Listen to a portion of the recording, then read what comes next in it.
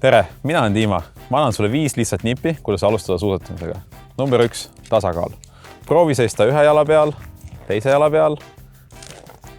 Proovi seda harjutust teha mitu korda, et sul tekiks mõnus tunne sees, et sa suudad ühe jala peal ka liuelda.